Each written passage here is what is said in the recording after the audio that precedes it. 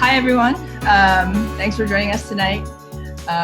We can't see you, but it's great to have you all with us.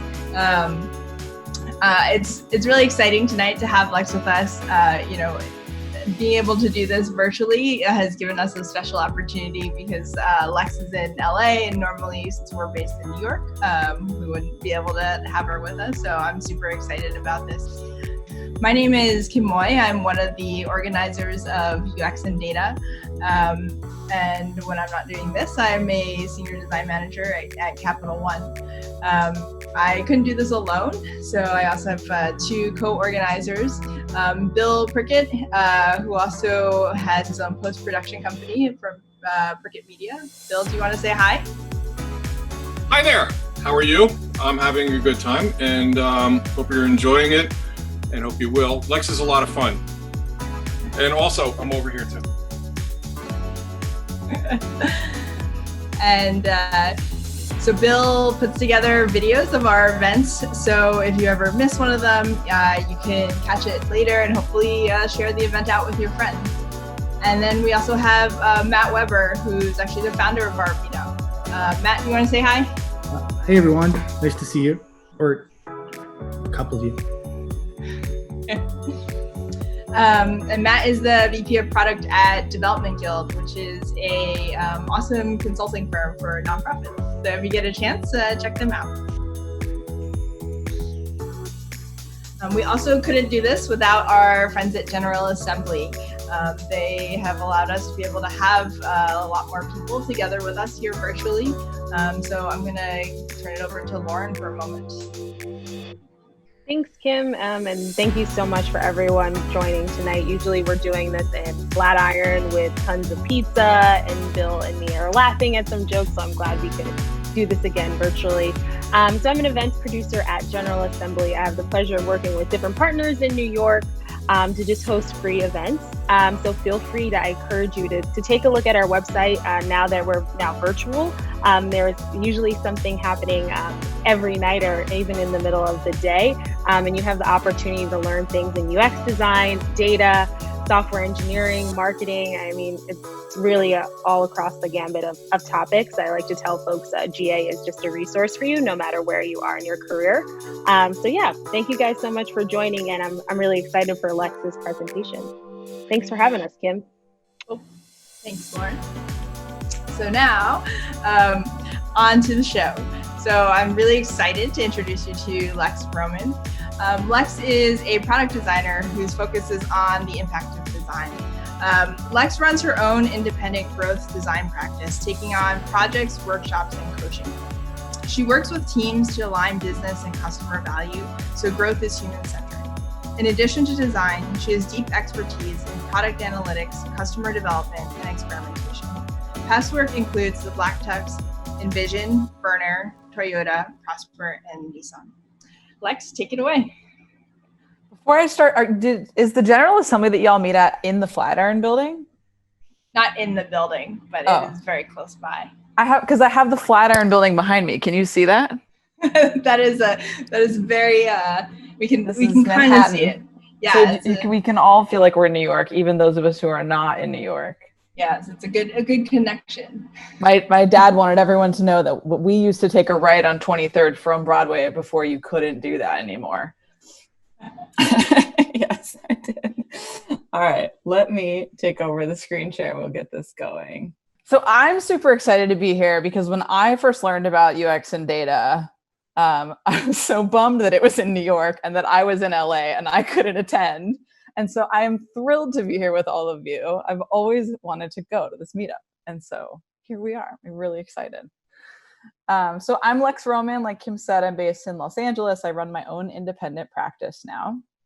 And tonight I want to share with you a bit about how I came to call myself a growth designer and the history of my work that brought me to that place. And then we're going to spend the bulk of our time talking about how I see that role and that skill set, and how you can practice it or elements of it in your own work, no matter where you are or what you do with design and with growth. I've linked everything up on my website. So if you go to lexroman.com/resources, You can click on practicing growth design there. And so everything is in there that you could possibly read or watch about this talk. So again, we'll start with how I got here. I'm going to walk you a little bit through my career history in UX. I will share why I think you should care about growth design, why it's so important to me, and then we'll talk about how you actually do it. So first, how I got here. Born to be wild. I started my career at an agency called Kluge. And Kluge would get all kinds of clients, startups, nonprofits, and people would come in with a goal, which makes sense, right? You want a website, you want an app, you've got a goal. And they would say something like, we want to sell more this. We want to get more people into email subscriptions. We want to sell more pottery. And we would say, well, how are you doing on that now? And very often they would look at us and go, we don't actually know. We have no idea how we're doing. And one of the projects that we took on when I was working there was for this company called 9/11 Day, which some of you might be familiar with. They are based in New York. And the idea is that on 9/11, folks can pledge to do a good deed. So they're a nonprofit. They want to honor 9/11 with people doing good deeds. And the challenge that they were having was that people would go to the website and not pledge to do a good deed, which was the point of the website. And so we looked at this and we thought about ways that we could improve it. They didn't know, how this was doing on the analytics side. They didn't know how many people were coming to the page. They didn't know where they were losing them. And so we did a bunch of different changes using design, using messaging, clarifying what the website was for and what they wanted you to do. And then we instrumented analytics and we measured the difference between what they had and what we changed. And for me, this process was incredibly powerful.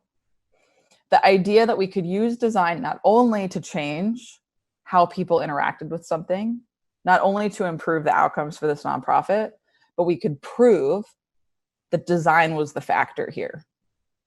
And this was really successful. We boosted pledges for them, multiple times over. I want to say it was like 200 or 300%, just because the difference between putting the messaging there and making the pledge clear and not, that's the delta for getting people to take the action.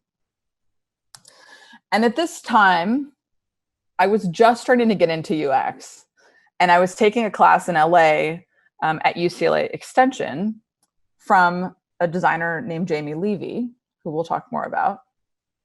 And Jamie taught UX through the lens of business. So she talked about UX as a fundamental part of business success. We read stuff like the Lean Startup. We talked about the viability of businesses and how the design of those products and services plays into the viability. So when I first started learning UX, I thought this is what UX is. UX is about business. And I learned later that that's not always the case.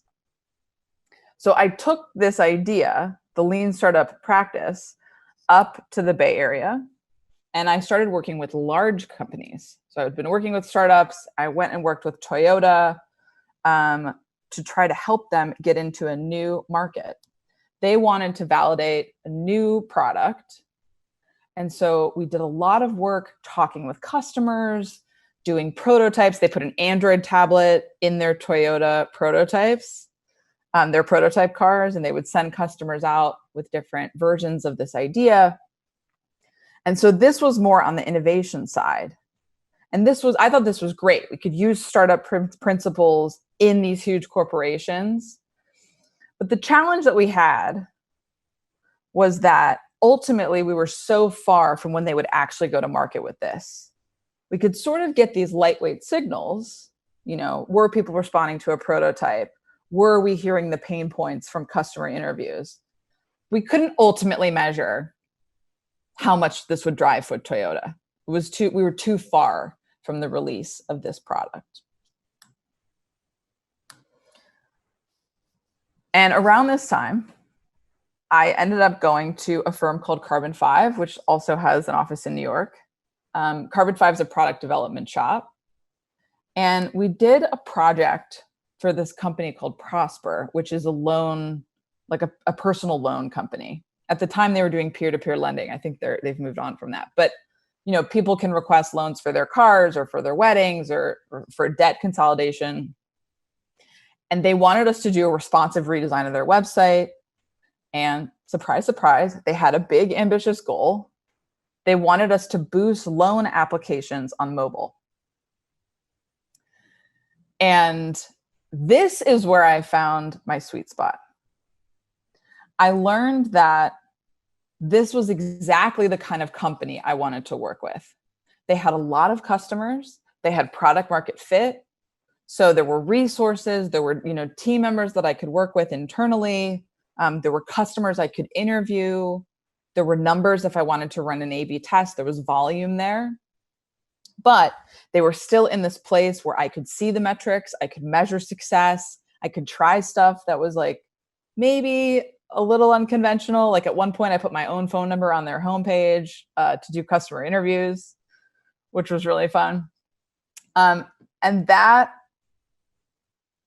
is where this idea of growth design started to click. This idea that growth stage companies could have a lot of success. They could have customers, they could be profitable, but they could still be struggling to get over that hump, that next scalability. And this is where I could really leverage design.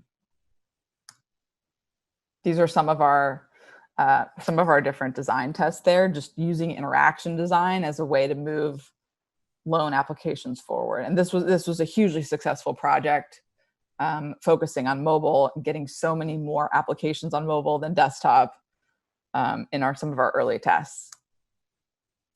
And around this time, I started reading about Sean Ellis's work in growth. And growth, if you're not familiar with it, is the idea that you intentionally focus on growing a company or an organization. So previously, in tech at least, folks were just doing what they thought was best for the user, or doing what they thought made sense, but not necessarily intentionally focusing on growing the business.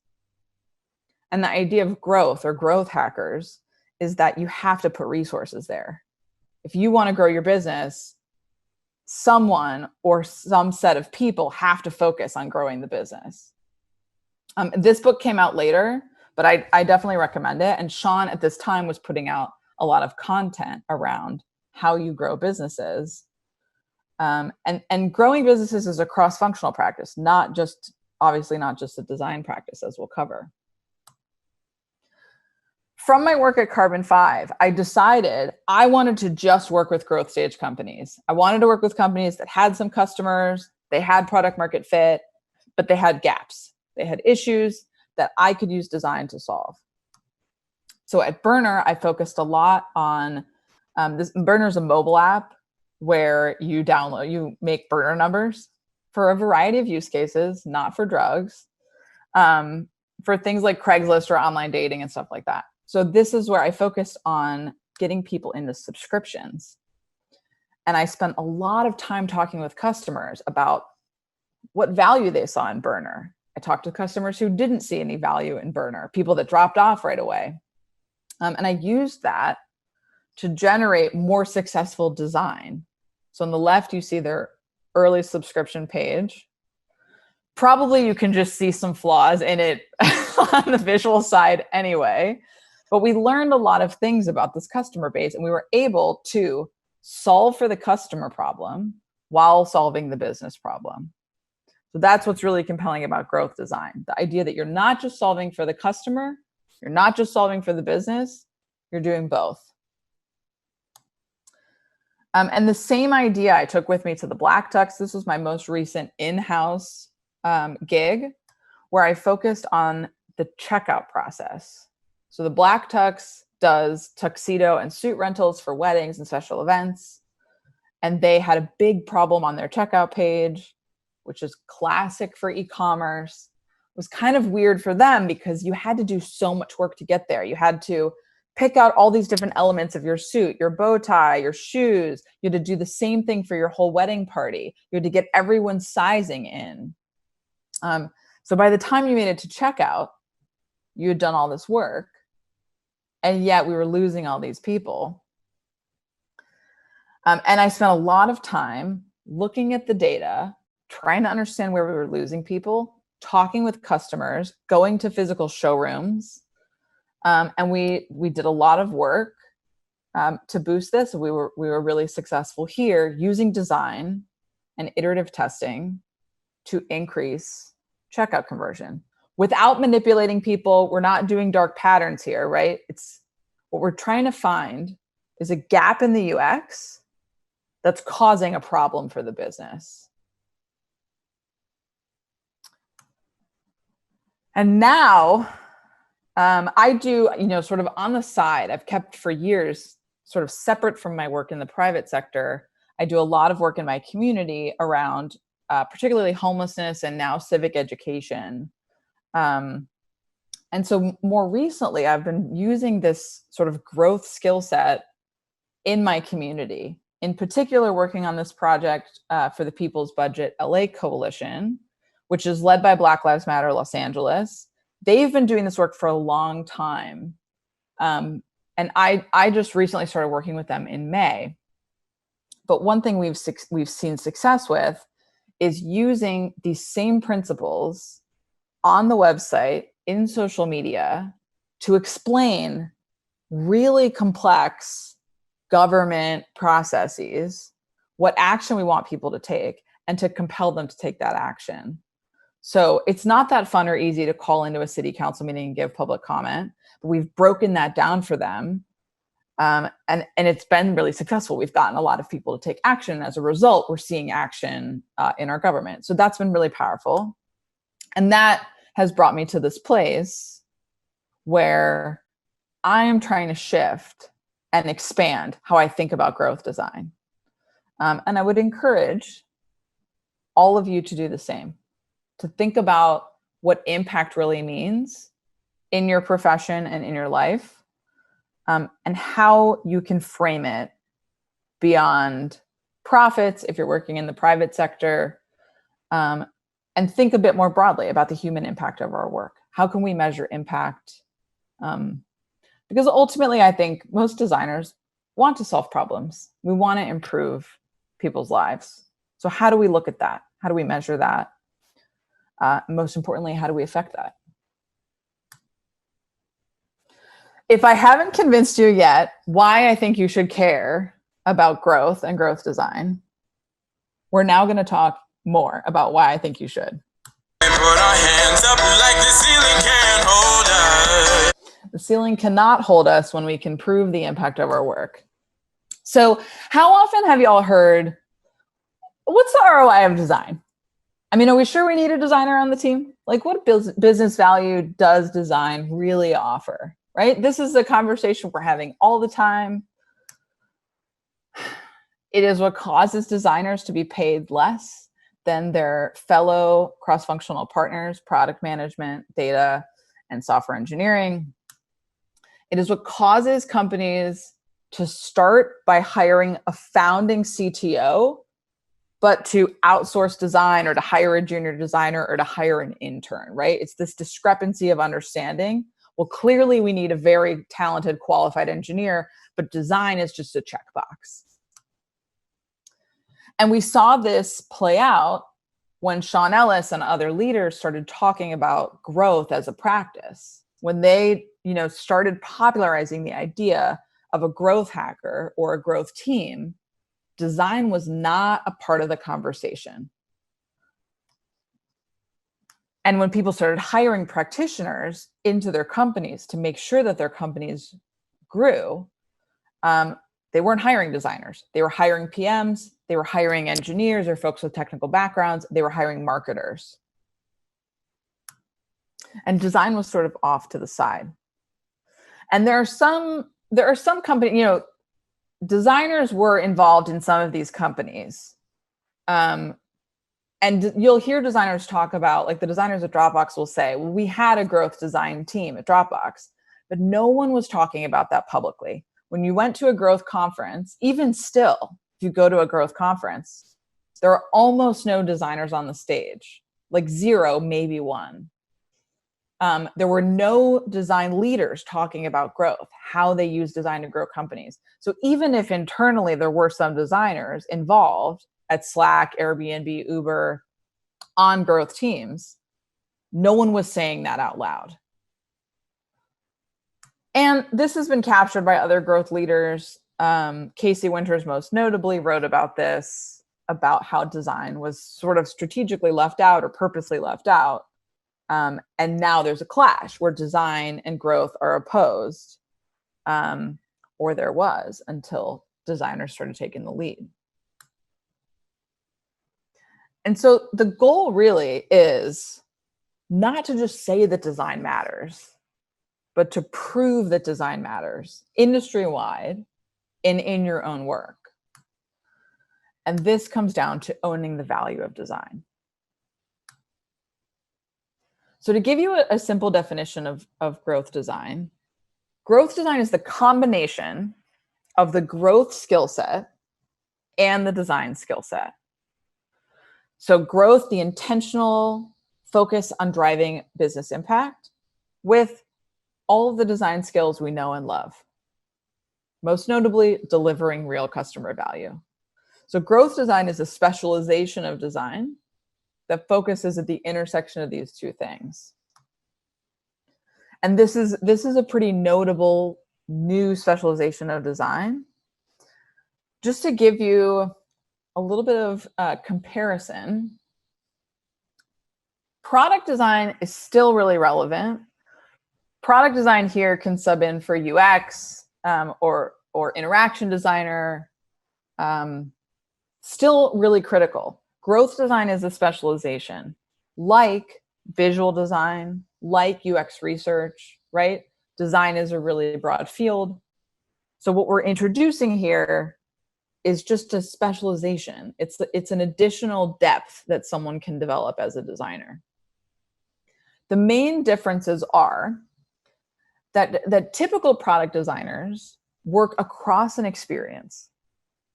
So they're working thoroughly to make sure that all T's are crossed and all I's are dotted, right? And that everything is functioning across an experience. Growth practitioners are focused only in areas of growth, of high impact, right? Signups, retention, revenue, making sure that customers are coming and that they're staying and that they're paying. So areas of impact, not necessarily the thorough experience, which is necessary, but not going to drive the business forward. Product designers tend to focus on user pain. Growth designers are focusing on the intersection of pain and business opportunity.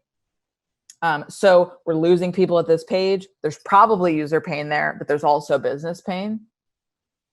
Product designers hopefully always understand the goals, right? Hopefully everyone understands why we're working on something. But growth designers and growth practitioners are really involved in the planning and tracking of those goals. They are looking at data very often, and they are hands-on with that. They can tell you how their work is doing. They're reviewing experiment reports, right? Acting on that information, rather than just hearing from a PM, oh, conversion is down. Well, what does that mean? And again, shipping complete features, critically important, right? We can't have software without completeness. You can't just leave users hanging. But growth designers tend to ship to learn things that are lightweight. They're doing iterations. They're building on things to sort of try to knock on all these doors and figure out which one opens. And just to highlight for you, in the last 4 years since I've been talking and writing about growth design, I have seen an explosion of people hiring for this role. And it tends to be called product designer, growth, or product designer, comma, retention, product designer, comma, acquisition, things like that. We're also seeing hiring at the leadership level. So directors of design for growth, particularly at places like Netflix and Slack and Spotify. This is the growth designers .co website. You can see some jobs up there. So now let's talk about how you actually design for growth. Blinded by the light. You are blinded by the light of growth design, which is so compelling. You will never turn away. So mapping to the things that we just talked about, focusing on the high areas of impact, looking at missed opportunities, shipping to learn, and measuring success along the way. These are our 4 skill areas for growth designers. And these are really similar for other growth practitioners, growth engineers, growth product managers. But I find that designers have sort of underdeveloped some of these skill sets in comparison to their colleagues, and that's why I'm focusing on them. So we'll start with goal setting and prioritization.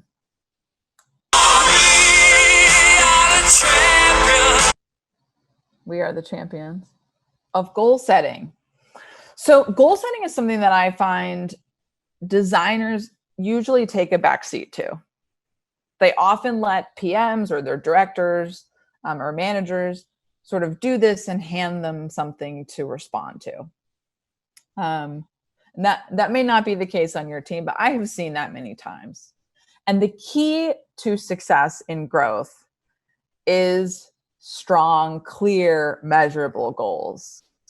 And so it's really important that if you're not driving this process, that you're actively participating in it with your teammates, that you're poking on flaws in the goals, or that you're helping to shape the goals. And I think the biggest mistake that I see people make is way too many goals. If you're shipping on a featured team, if you're a product designer who's in charge of shipping features, you can have multiple goals because you can achieve multiple tasks. But in growth, you're not achieving tasks, you're looking at outcomes. So you don't know how you're going to get up revenue. And you can't necessarily commit to multiple goals. You need to just focus on that one thing. To give you an example of this, when I was at Burner, we had a lot of stuff we wanted to do. There was like 10 of us on the team. I was the only designer. We wanted to do subscriptions. We wanted to fix onboarding. We wanted to release new stuff on Android. We wanted to fix the web app. Someone needed t-shirts, right? This is a startup space. We had so many things we wanted to do. But ultimately, we had to pick what was the most important thing to drive. And the thing that made the business move forward was getting more subscribers. So we had this conversation every quarter. And I, finally would convince my bosses that we needed to focus on increasing subscriptions. And so we focused on getting people into these annual subscriptions. And we were only successful when we focused on that as our primary target. And we were able to deflect other work, right? We're not going to do that because that's not our goal right now. Hand in hand with goals is the ability to prioritize work. Something I see like so often, it breaks my heart in 1,000 pieces, is task trackers loaded up with low impact work, just packed with tickets that will not drive the goal or the business forward, right? And this is where you as a growth designer, sometimes you have to say, yeah, maybe that thing is problematic. It might cause 1 or 2 users pain, but I'm focused on the 50,000 or the 5 million that are over here, right? Not the 2 that might interact with that sad error page or whatever it is. So you always want to be looking at, how is the stuff we're doing today, tomorrow, this week, this month driving impact? Not features. We want to drive impact, outcomes. How are we driving our goal? So you might ask, is this the most important thing to work on right now? It's at the top of the backlog. Does it drive impact for us? Who will this help? What is our goal? What impact will this have? Could that wait? How will this help our goal? Could we talk through our priorities? How are we measuring this? What is this for? Where does this come from? What is expected? Blah, blah, blah, blah, blah, right? You want to ask, what is this for? Who is it helping? How does it drive us forward? And it's super easy to just sort of like go about your day and be like, well, we shipped a task, mark is complete, right? We have a retro, we do it all over again. That's ultimately not how you move stuff forward. You constantly have to be like, guys, what are we doing here? And is it helping the goal? Once you have that clear sense, you can then go in and investigate all of the gaps. So you have your goal, you have a sense of what's missing. You're going to focus on subscriptions. You're going to focus on signups. You're going to focus on referrals. And you can sort of slice the mystery of what's going on there in all these different ways. And the three we're going to talk about are quantitative, qualitative, customer research, and competitive research.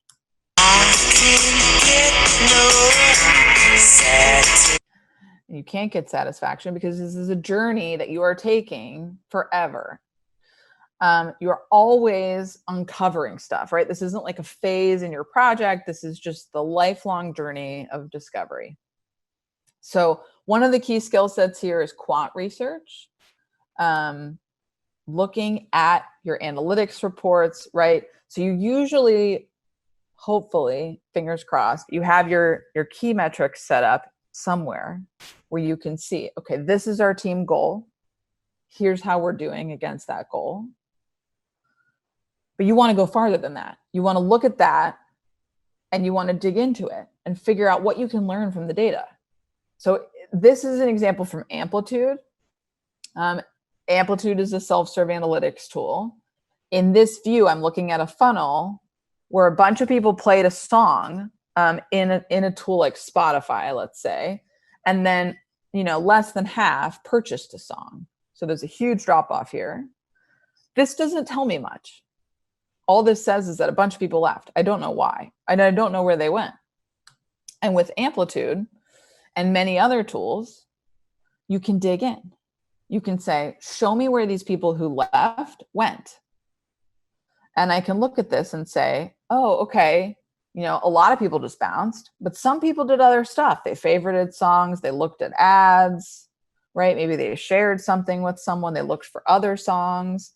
And this can start to give you clues. Where are people going? This helped me when I was working with the Black Tux. I learned that a bunch of people were leaving checkout, but they weren't just leaving the website. They were going shopping again. They were like not done shopping. They were going to checkout because they didn't have anywhere else they could see the total cart value that they had added to their cart. And that was a flaw in the UX that we could bring that up earlier in the product, right? So it can give you ideas as a designer. Oh, that might be what's happening there. Let me go look at this view ad. What's going on there? Oh, this might be what's going on. Let's write an experiment plan and find out.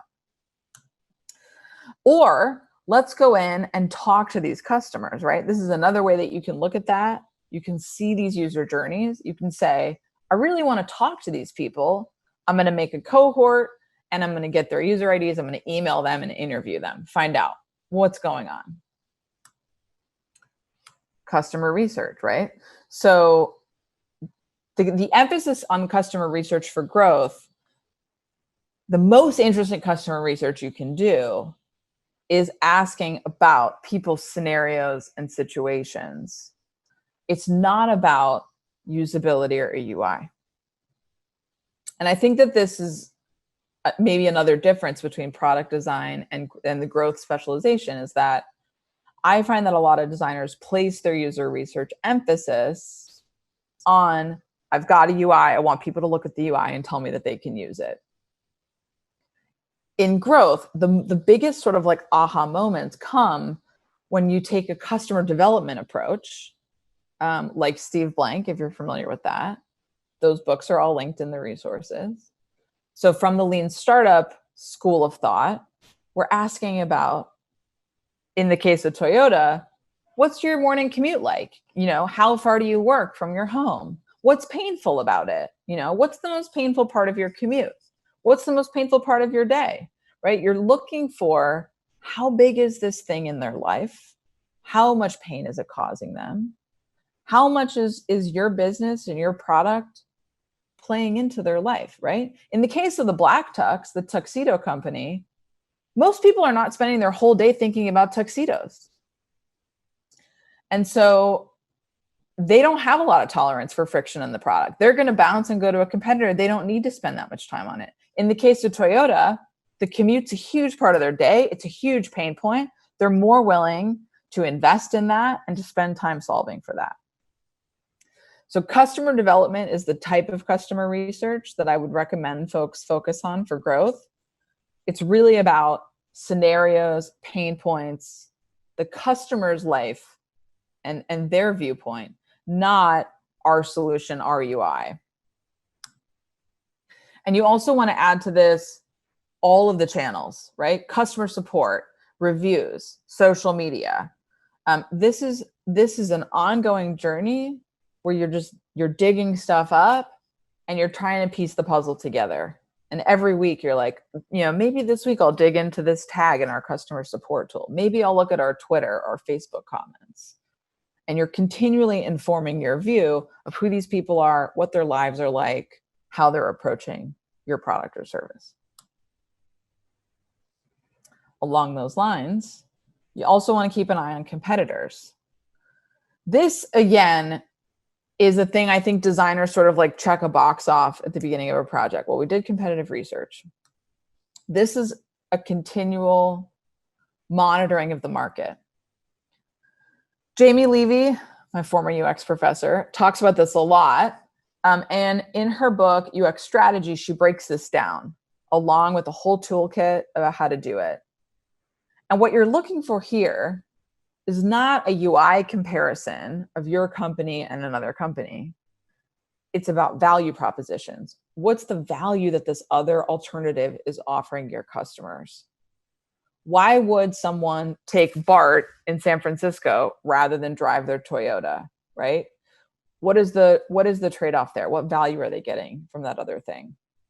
So you want to keep an eye on this, both your direct competitors, your indirect competitors, and other influencers, right? What are companies doing that are just interesting in tech, right? Like Warby Parker with their home try-on, that was pretty innovative. Is there something you can learn from that you could try at your company?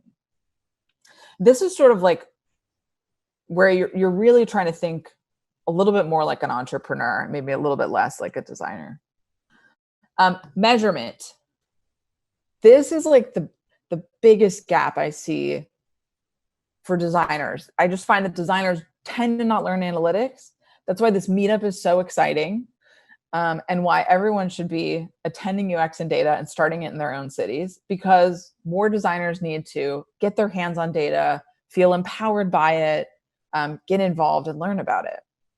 And if I leave you with just one thing, that's the thing I want you to have, is the data is really empowering. It's not intimidating.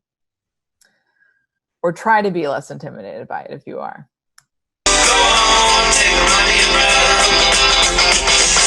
Data is not just about money, as we talked about. We'll talk about that a bit more later. There's two concepts I just really want to leave you with on the data side. Obviously, data is a whole field with so much to learn. But I think for designers, there's just a couple things that I find helpful. One of those is the idea of instrumentation, the concept of instrumentation. Instrumentation is the practice of coming up with instructions of how to measure and track behavior in your product or service. I'm going to give you an example from the Black Tux. This is like sort of an abbreviated homepage to add product flow. So as a designer, I'm looking at this. I've been tasked with improving it. I need to know where I'm losing people. I need to know what they're interacting with at the time that I'm losing them. And I want to know as much as I can about them. So for Black Tux, I want to know, is this person planning a wedding? Are they going to prom? Are they doing a special event? Are they going to log in, or are they signing up for the first time? What buttons are they clicking on? What products are they browsing? in order to do and know all that, someone has to instrument events and decide what those should be. And so I am super involved in this. Many designers are not that involved in this, but I think it's important to just know that this is a step someone on your team or a group of people on your team have to go through. And there are new products that are trying to make this easier. But this is not just like a given that things are tracked. It's a whole practice that is happening. And so you can sort of choose how much you want to participate in it. But when you do participate in it, you can understand the data because you've been learning what that piece of data is called, or whether or not it's being tracked, or whether or not what you want to track is being tracked. When you track that information, it goes into an analytics tool. I think the most interesting analytics to focus on as a designer is analytics that are geared towards design, towards product makers, which can be called behavioral analytics. Tools like Amplitude, like Mixpanel, even Google Analytics would fit into this. And where this comes into play is when someone says, oh, we have a huge gap here. Or when your team says, wow, this test really failed. What do we do with this information? My dog's having a dream. What do we do? How do we act on that, right? So I had a test when I was at Black Tux that I thought was just going to crush everything. I told my whole team I was going to jump off a cliff if this test didn't just crush all of our dreams. And it tanked. It tanked within hours. And that left me going, well, what does that mean? Why was I so wrong about that? And this is where you go into your analytics tool and you slice the data as many ways as you can. You look at errors, you look at time on page, you look at who these people were, where they came in from. You slice it every way you can. You try to get information, you reach out and interview them. You use analytics as your investigation tool, not just as a readout of how you did. And then in our last space, which we'll talk about very briefly, shipping to learn, experimentation, that's a hallmark of growth. So it's important to be aware of what those techniques are and how you can participate in those. And sometimes we have to kill our darlings, which is very hard for designers to do, right? We're so passionate about something, we think it's going to work, like I did at Black Tux. I thought this was going to crush, and then our dreams are crushed because sometimes we're wrong about stuff. And it can be really expensive to be wrong about stuff. When you spend a lot of time, you get paid money, your teammates get paid money, the business is expecting return on that money. So it's expensive when we do the wrong thing. The longer we do the wrong thing, it's expensive. So the goal is to take smaller risks, to validate and measure that we're on the right path, that we're getting signal, that we're right, before we just invest in a 2-year-long redesign of something. This is one way that you can do that, doing prototype testing, looking at ways that are beyond just A/B testing. This is a prototype that I did when I was at Prosper, which I ended up turning into a clickable prototype. That is something that designers are doing all the time, prototype testing. And you can look at landing pages, you can do surveys, you can do feature fakes where you just build a little bit of the feature and see if people interact with it. You could do interviews. There's an infinite number of ways to learn that you're on the right track about an idea. And just familiarize yourself with what's out there. There's a couple books I put in the resources about testing ideas, and there's tons of blog posts on experimentation. Just know that there's way more options available to you beyond A/B testing and usability testing. And lastly, as you test and learn, as you get new information from your competitive research, from your data, follow through and build on what you've learned. Make sure you're taking time to look at how experiments perform, to look at releases, and to ask critical questions. Why did this fail? Why did this succeed? What should we do next, right? How do we build on this? This is something we were always doing at Toyota, sort of pulling back and going, are these assumptions still correct? Are we still right about this? Are we looking in the wrong space? This can be a good thing to do with your team, maybe like once a month, even once a quarter. Did we pick the right goals? How's this going, right? Pulling up from the work and reflecting. Just want to highlight a couple of resources. If you're interested in growth design, we have a whole community at growthdesigners.co. We've got jobs, we've got a Slack channel. People like book recommendations. These are the 4 that I recommend. And I have some more, I think, at the link. Design-Driven Growth, I think, is the only book that I know of that's specifically about growth design. And there's the link again. lexroman.com/resources. Thank you so much.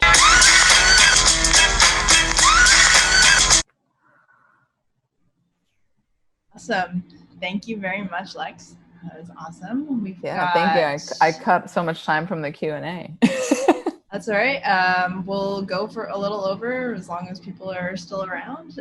We've got quite a few questions in the Q&A, so I'll start from the top.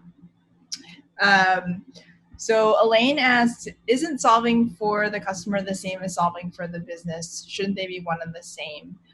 Can something solve for your business if it doesn't work for your customer? Solving for your customer is not the same as solving for your business. Let me think about the second part of the question. What was the second part of the question? Is solving for the customer. Can something solve for your business if it doesn't work for the customer? Yes. So unfortunately, what was happening in growth before was that customers have been tricked into buying stuff. Like, actually for the history of sales, customers have been tricked into buying stuff they didn't want or need, right? Like Tupperware parties or Mary Kay cosmetics, or that's sort of classic examples of people being sort of swindled into purchasing stuff that wasn't really that useful for them, but works for the business. It turns out that's not like a very sustainable business practice. And that's not what we want to be advocating as designers. The important part of your question, though, is that you can absolutely solve for customers in a way that does not help your business whatsoever. For example, if you work at Netflix, it's not that healthy to be watching TV all the time. So the right thing for your customer might be to send them outside or to send them to school or to send them to work to get their job done. But that doesn't really help Netflix's bottom line. So that's the challenge that we're up against. We're trying to strike the balance between, well, as Netflix, we want people to watch as much as possible. But as human beings, we're not going to just force everyone to watch TV 24/7. So how do we strike that balance? And one way that they did that is they have that screen that comes up that's like, are you still there? Are you still watching? Which is sort of an indicator that you've maybe been watching TV for too long. Yeah, I think it can kind of get into some ethical areas there. It totally does. And that's why I think it's really great when designers are involved, because I think as designers, we can push back a little bit and say, this doesn't feel very human-centric. Is there another way we could go about doing this that would solve for the business too, still? Vanessa asks, are there researchers in this growth space? And if so, what is their function? How are they working with and supporting growth designers? There totally are. I definitely have come across growth researchers, growth UX researchers. And then there's market researchers too that are working, more on the marketing side. Most of the teams that I've worked with personally don't even really have dedicated UX research. So I don't know that I can speak to it too specifically, but I guess I would say that they would be growth practitioners just like anyone else, and that they would need to be focused on that intersection of customer and business value, not just customer pain. I think that's just the biggest difference. It's not enough to be like, these are the customer pain points. It's the intersection of, this is the missed business opportunity, and here's why customers are leaving at that place. But yeah, there are maybe a couple roles up on the jobs page, but I know HubSpot has a UX researcher for growth, and I'm sure a few other companies do too. You have one at Capital One, UX researcher for growth?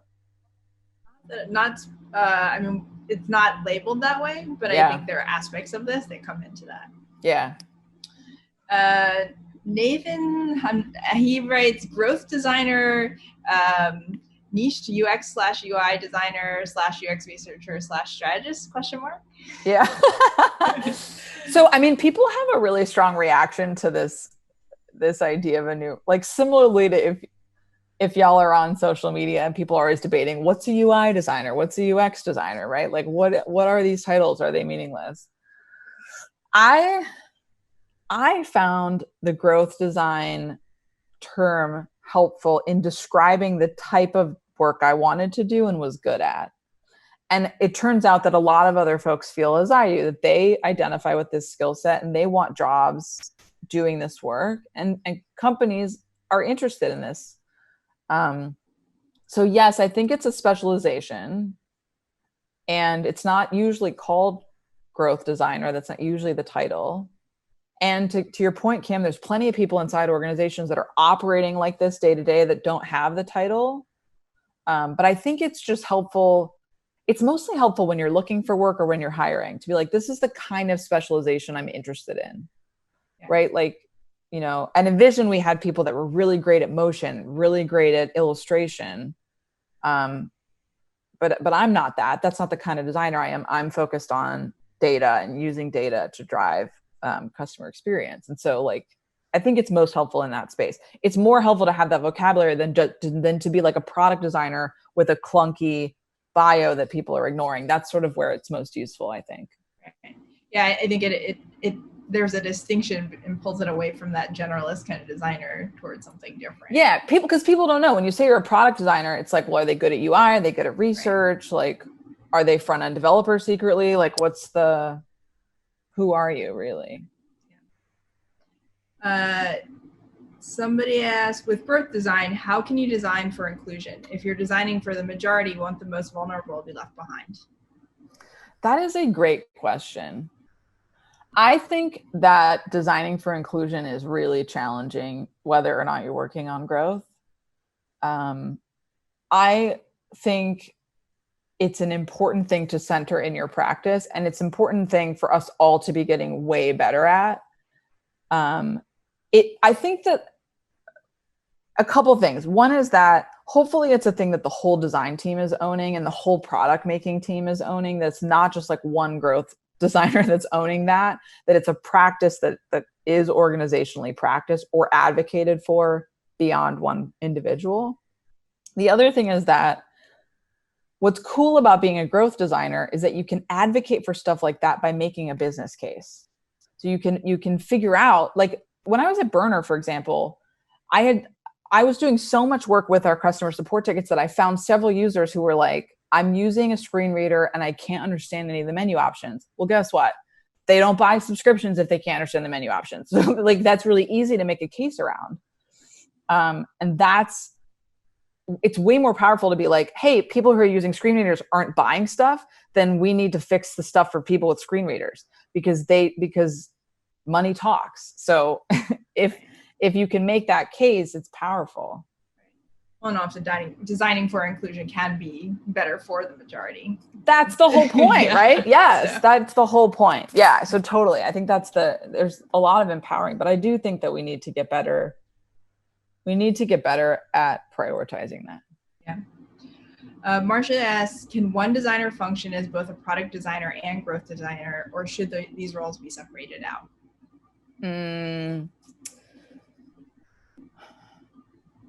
It depends. I think it depends on the designer. The thing is, like, it's really hard to do growth work. It's really hard to be like, it's really hard to say, you know, a Black Tux, we want to make this much money in revenue. That's a really hard thing to own. And so it's not possible to like drive that and to like make sure the customer support website is great and to fix the forgot password link and to make sure the emails are good. So I think it comes down to how you're goal setting and prioritizing. Because ultimately, as a growth practitioner, you don't want to be doing low impact work. You would like for that to be on another team. It's just like, it's almost like a different cadence of working. Someone's working fast to test ideas, and someone's working slower to make sure that they're well executed. So do you think it's more about that cadence, or is there actually any inherent conflict in the motivation of the work itself? I think the only conflict is that product designers have to make sure that the whole product works. Like, for example, Zoom has a chat and a Q&A feature. Do you think that if they had one or the other, people would buy less subscriptions to Zoom? Probably not. But someone has to build those two features, or someone decided to do that. So there's a designer who has to work on Q&A, and if there's a bug on the Q&A feature, right? I'm looking at this Q&A panel. It's not great. If someone's like, we're going to redesign that, right, are you really going to be able to prove a connection to subscriptions? That's going to be ultimately low impact work. But maybe someone thinks that's important, and that's in conflict with the designer who's trying to drive up subscription. So it's just, I think it's just like, ultimately there's some work that you can't measure, but still needs to get done. And that is where product designers are needed and growth designers are less needed, or people that specialize in that are less needed. Valerie asks, do you often work with analysts in CRO, conversion rate optimization? Seems like a lot of overlap. I don't work in organizations that would have those functions described that way. But yes, conversion rate optimization is marketer speak for getting people to do stuff. So if there were analysts on my team, then yes, I would work with them. I tend to work with really small organizations, so I don't really have analysts at all, which is why I've gotten so involved in data. Yeah. But yeah, there's a lot of overlap here, and I would just emphasize that growth and design is a new framing, particularly geared towards designers of work that's been getting done by other roles, marketers, data practitioners, engineers, and PMs mainly.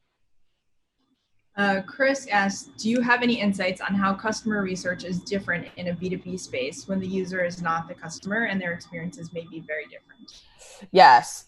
If I had a nickel for every time I got a B2B question during a Q&A on growth design, I'd be So a couple of things. One is that design-driven growth book has a whole section on B2B because Molly Norris Walker, who wrote that, recognizes that B2B growth design is becoming really popular and there's a lot of questions about how to do it. So if you're in the B2B space, I recommend her book, Design Driven Growth. I think it's design-driven-growth.com. And I think it's on the resources page.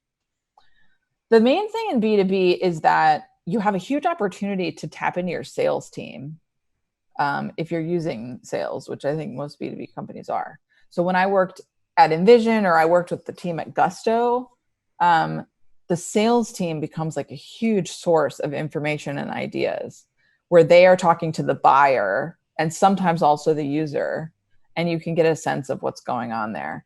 And I think the sales team also offers insight into, when they're pitching certain features and people are getting excited about that, that's the thing that's driving sales. So that's the thing that's driving growth. And that tends to be slightly more qualitative than maybe measuring something in the product. But I think sales is the biggest opportunity, and they can be such a huge ally for growth practitioners. Michael asks, what is your method of getting quality consumers to interview? I would only talk to your actual customers. I think the biggest problem is that people talk to random people online. And so if you're talking to people that are hitting your website or in your app, then they're your customers on some level, or their prospective customers. So that would be my answer. Like, always talk to people that are actually have demonstrated interest in your product via an ad or a landing page, social media, or have already signed up and then left for some reason, or maybe bought something. Alex asks, how do you start growing your skills in instrumentation and behavioral analytics space? Yeah, that's the big question. I put some resources on the page, on the resources page. I actually made my own class in this exact thing because I saw a big gap there. So I offer a class on my website in that. but also Segment, the analytics company, has a website. It's called Segment Analytics Academy, also should be linked in the resources, which is free and is a great resource for learning about analytics. But I think the main thing is to do it. And if you're working, it's easier if you're working. I don't know how many folks are working or looking for jobs, but if you're working, I would just lean on your teammates and say, hey, I'm interested in learning about this. Can I pair with you? Can I watch you do this? Can we talk about how this is done? Don't feel like you have to like learn this all and then come back to work. You can ask and lean on other folks. But no one expects designers to have this stuff. So it's like a bonus if you're interested in it. Yeah, well, and probably having that real world aspect of it is going to be more helpful than. Yeah, it's really hard to learn. I think it's really hard to learn, although you can sort of get familiar with it. But yeah, it's hard to learn without the need.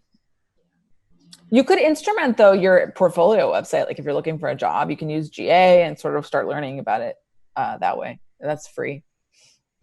Alice says, I work closely with a PM and he tracks the metrics and analyzes the success of a release. It feels like there's a lot of overlap as a PM versus growth designer. What would you say the main difference is between the two roles? The main difference is design. So PMs don't design, designers design. I mean, that's the main difference. I sort of see product managers and designers broadly. Are you familiar with the, why am I blanking on his name? Alan Cooper model of design, where it's like generators and synthesizers. I've heard of it on a very high level, but I don't know all the details of it. So they ran, I think they still do, these pairs of designers on projects. One is a generator, someone who's more in the exploratory space, and one is a synthesizer who's more in the like convergent solution space. And I sort of think of PMs and designers in general like that, where PMs are the generators and designers are the synthesizers. But ultimately, PMs don't design. I mean, like, I tend to practice in a very fluid way where I don't feel like a huge amount of ownership, and I'm fine with PMs getting involved in design. But like ultimately, the main difference is that designers design and actually produce mock-ups and create the actual design, and PMs generally have ideas and contribute, but don't like physically produce that. That would be the main thing. Michelle says, how do you incorporate a growth design mindset when you talk directly with customers through interviews and surveying? I would think like an entrepreneur, and I would read the lean startup stuff. So the book, The Lean Startup, I like running lean also, which is really thin and gives this idea of a problem interview where you're really poking at the scenarios, the pain points, like who this person is, what their life is like. I would focus on that rather than on your UI. I think that's the biggest mistake I see designers make. They're like, oh, it's all about my UI. This person is like looking at every aspect of my UI, and they're just not. People don't care. They're really busy and they don't have time to give a crap about your UI. So you can sit there and make them focus on your UI, or you can learn that they have a 2-month-old baby and they're not going to ever pay as much attention to the UI as they are during your interview. And you can only do that by sort of trying to meet them where they are and hear about their, like, ask open-ended questions, right? Like, what was your day like? What do you do for a living? Do it around the thing that you're exploring. But I think also keeping interviews lightweight, allowing flexibility, not being like, oh, this is an hour-long interview. You have to have this whole setup, right? When I was at Gusto, Gusto does payroll for small businesses. So we were just like really flexible with when they could talk to us. I would talk to people that were like in the back of their restaurant on the phone. And it's like that you're like in the scenario, right? You're hearing how busy that person is. You're hearing them talk to other people. Like they're not going to read a whole thing on your platform when you know that that's what their life is like. So that's the biggest thing. Like throw away your usability test because like let someone else do that. I think that's important, but the secrets are in the like human understanding. Victoria asks, where do growth designers sit in the company's organization? How do growth teams and growth designers work with other teams, especially if a high impact opportunity may fall under another team's product line? It really depends. So a lot of companies still don't have this specialization. So some product teams might be assigned a growth goal for a quarter, Like InVision did this. They sort of got rid of their growth team, and then they were like, all teams are growth teams, which really means that no team is a growth team, unless you're Netflix, which actually does that pretty well.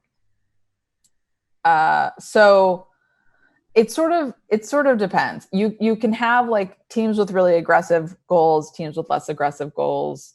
Pinterest does it by assigning teams very specific growth ownership areas. So I think they have like, I'm going to get these names wrong, but for example, the activation team, the retention team, and the referral team, or something like that. So they have teams that are focused on different parts of, so they're not even necessarily called growth teams, but they're driving a part of the growth. Some companies just have a growth team. And some companies are too small to have that. So they just focus, like when I was at Burner, being the only designer, and at one point the PM too, we didn't have a growth team. We were just all doing growth. And so it kind of depends. And I would say that it's like, it's not, there's no like industry wide, like nailed it answer to this. It's just, it really differs. And I think the thing to do is like, look at your organization and be like, why are we working on low impact stuff? Why am I personally working on low impact stuff? Could we be doing this better? How might this work differently? You'll be surprised. I mean, I feel like as an individual contributor, I've had the ear of CEOs when I've been like, I think the teams could be set up like this. What do you think? And they'll be like, yeah, maybe. Like, so we'll try it, Yeah. Well, I mean, if you're going to have impact on the business, people love it. As soon as you're like, hey, I have an idea where we can make more money. And people are like, okay, let's talk about that. Yeah. Vincent asks, do I need to know UX before growth design? Can I get to growth design straight from brand design? Maybe if you're going to work on a marketing team. I mean, growth design can be products. I'm a product side growth designer. Like I work post marketing, sort of like someone brings me the customers and then I turn them into customers. So yeah, if you're going to work with a marketing team on like ads and marketing pages, I think you could come from brand design. Got two more questions. Roland asks, isn't design maturity of the company crucial to give the designer the support to drive growth-related efforts? Early startups are 100% sales-driven, and product design is mostly spot UX design. I don't know what spot UX design means. Sure.